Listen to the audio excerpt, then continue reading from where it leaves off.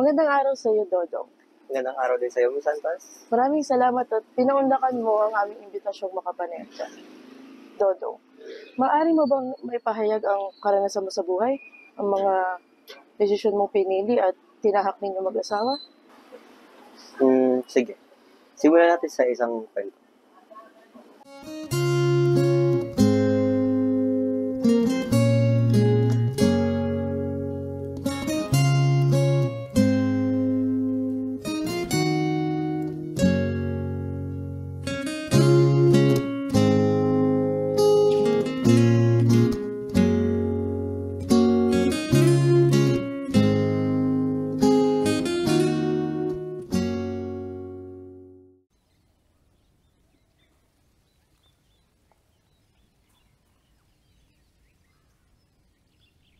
Nay, magandang umaga po.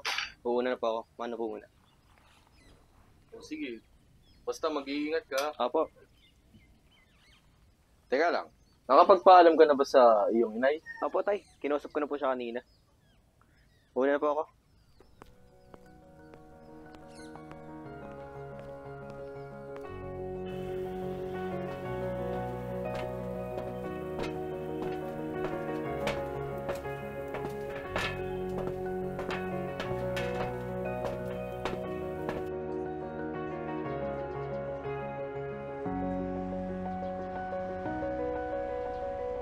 Tayang, ano ka ba?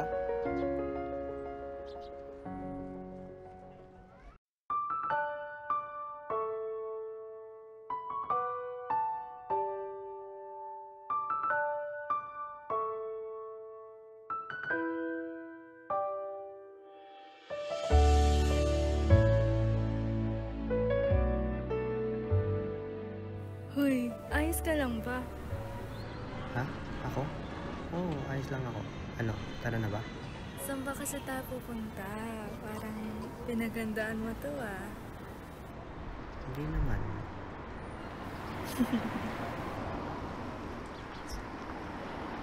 Ano ba naman to mga batang to?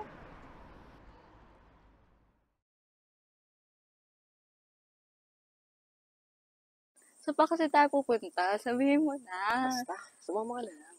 Tingnan mo, ang cute itong bridge na to. Oo nga, no? Tara ba, pumunta tayo doon. Okay, sige. Ang ganda ng view dito, no? Sobra. Pero, mas maganda ka pa rin. Nakakainis naman to. Pahinga muna tayo dito. Sige, tara dito tayo.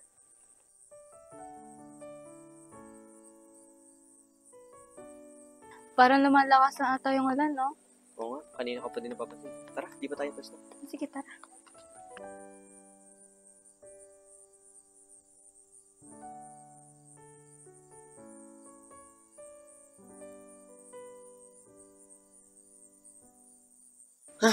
Ang dami talagang gawain ngayon, pati na rin sa school. Pero ikaw, kumusta ka ba? Okay lang naman ako. Pero tama ka. Masyado madaming gawain. Pero kahit pa paano kakayanin. Eh, ikaw? Kumusta ka?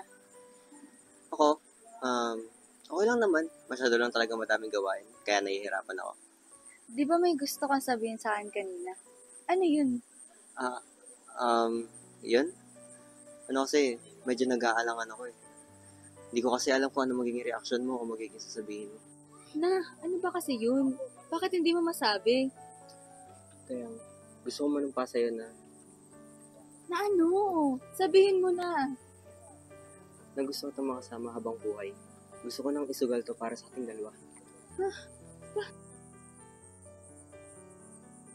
Tayang, alam ko madaming tumatakbo sa isip mo ngayon.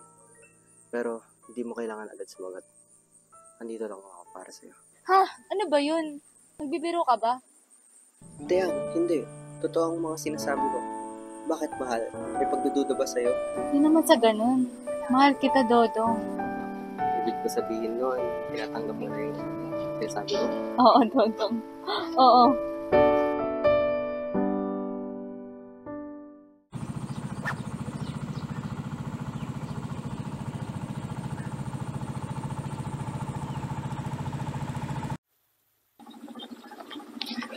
Tay, kanina ka pa hinahanap ni nanay. Diyan ka lang pala. Eh wala anak eh, alam mo namang ito lang ang libangan ko. Hmm. Bakit daw ba? Kakain na daw tayo ng hapunan. Sige. Tingin muna tayo, tay. Sige. Tay, meron akong sanang gusto sabihin sa'yo. Ano yun? Ano kasi, gusto ko na pong makasama ang taong minamahal. Si Teang. Seryoso ka ba dyan, anak? Oo, tay. Anak, Kinakausap ko na sa kagabi. tandaan mo. Maraming responsibilidad ang isang ama na magkakaroon ng isang pamilya. Abo, tay. Pero Pero alam mo, nasabi niya na po sa akin dati yan.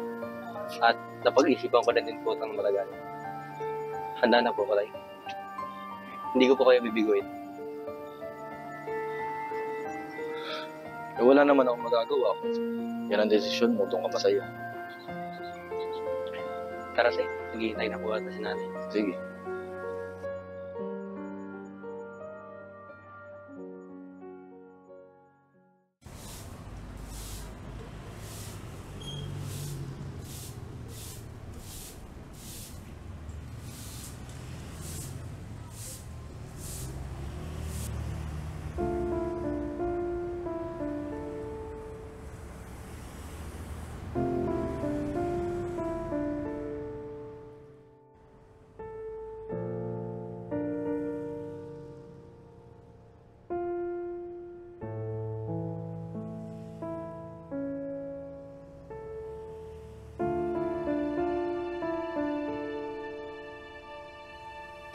Teang, ayos ka lang ba?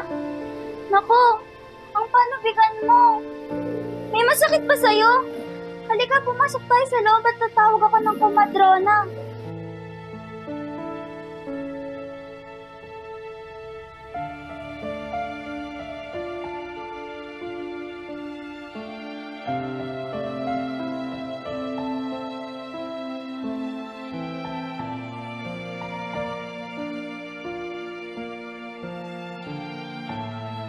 Teka lang ha, tatawag ako ng kumadrona.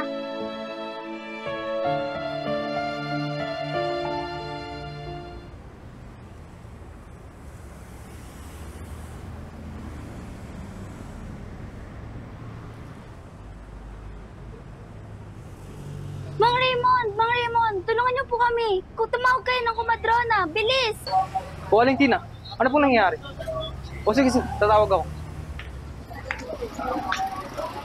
Aling Ariel, kailangan daw po ng kumadrona kila Aling Tina. O siya, sige, ihahanda ko lamang ang mga gamit. Kumuha kayo ng mainit na tubig, tuwalya at kumot. Bilis! Sige pa, huminga ka ng malalim. Malapit na. Makikita ko na yung ulo ng bata. Isa pa.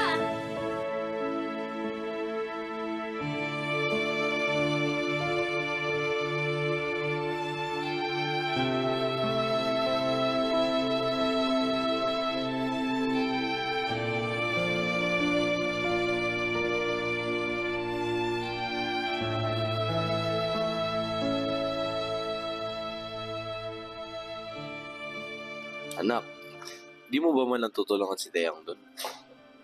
Sa totoo lang, tay, hindi ko po alam magiging reaksyon ko eh. Kinakabahan ako na hindi ko maintindihan. Hindi pa kasi ako handa at masyado madami na sa isip ko. Anak, kailangan mong harapin ang responsibilidad mo. Ikaw lamang ang makakatulong kay Teang upang harapin ang problema niyo ngayon. Tandaan niyo, kayong dalawa ang mag-asawa. Kayong dalawa dapat ang magkasama sa hirap at ginawa ng buhay. Alam ko naman yun, tay. Pero, kailangan ko muna ito mag-isip.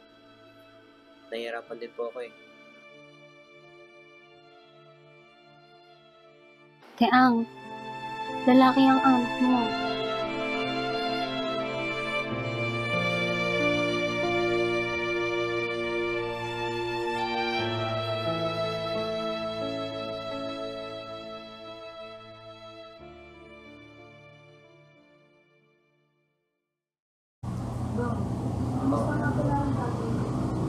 Okay lang naman daw siya, sabi ng doktor.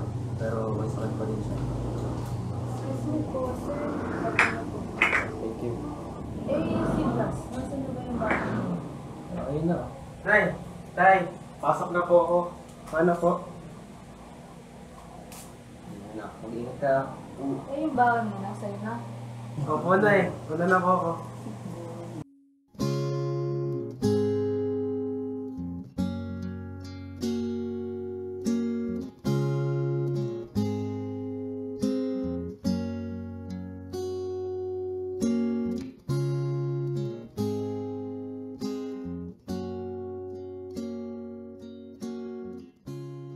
Ay, Blas, ang aga mo ngayon ah.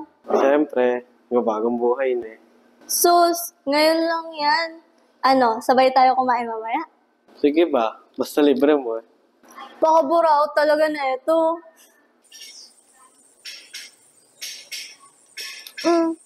Ba't di ka kumakain? Diet? Bagong trip yan ah. Hindi, may iniisip lang.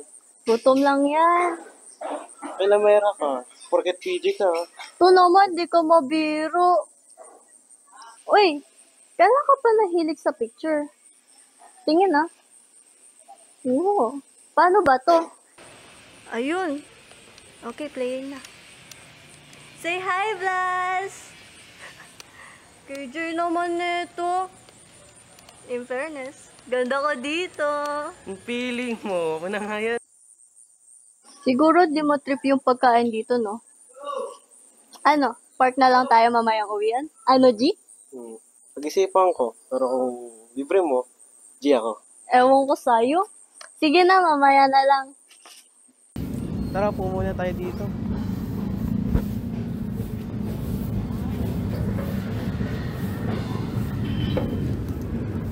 Uy, okay ka lang ba?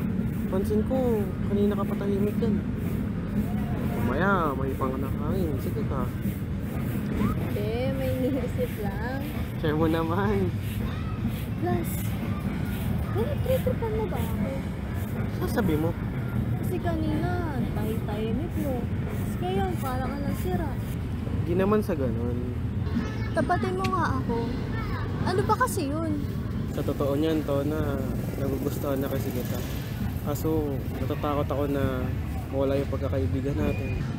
Alam mo, Blas, kaya lang tayo na nararamdaman. Simula yun nung pinaramdam mo sa akin na may kakampi ako. Ibig sabihin ba nun, from magkaibigan to magkaibigan? From friends to lovers.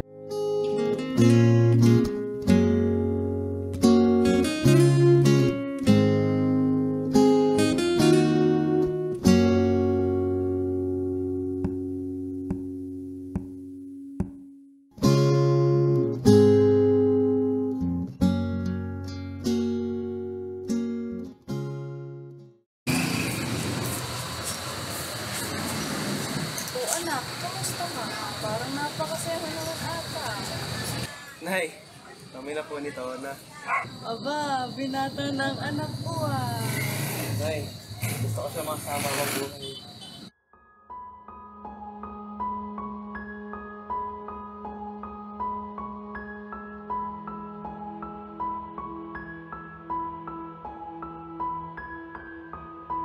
Dodong, pagsabihan mo nga tong anak ko.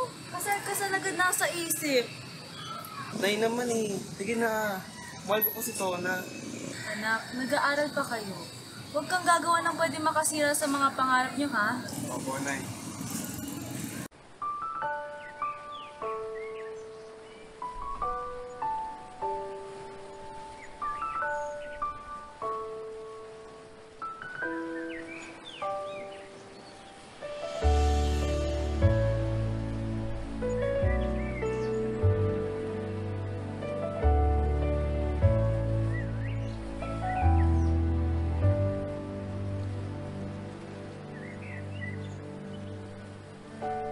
You're the one that never lets me sleep.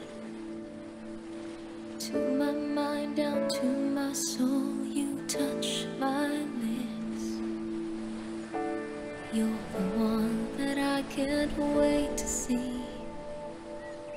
With you here by my side, I'm in ecstasy.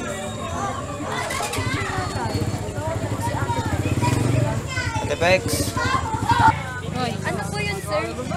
pakipicture mo naman kami. Sige po, sir. Pasa lang po kayo. Every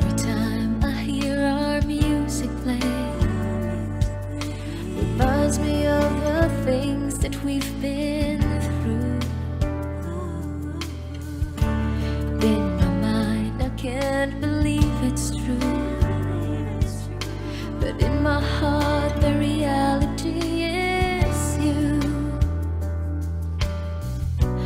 I am all alone without you. Dodo, ngayon na naipahayag mo na ang karanasan mo sa buhay, ano ang mabibitawan mong payo para sa mga nakakanood, lalo na sa mga kabataan? Ang mapapayo ko lang sa karamihan at lalo na sa mga kabataan ay siguro ay matutunan nila ang paghihintay at mag-isip kung bago sila gumawa ng desisyon dahil ito ay makakatulong hindi lamang sa kanilang buhay at sa buhay na rin ng kanilang mamahal. Kaya kayo, mga nanonood, matuto kayo maghintay dahil sa tamang panahon at tamang oras dadating ang para sa inyo. Through my veins, I feel the chill inside. Your love, your love, your love, your love, your love is like the river that flows down through my veins. I feel. Tay, payagan niyo na po kasi ikaw pakasalan si Nicole. Anak, masyado ka pang bata para mag-asawa. Pero tay, bakit po kayo? Maaga naman po kayo nag-asawa, di ba? Bakit ako hindi niyo ako magawang payagan? Your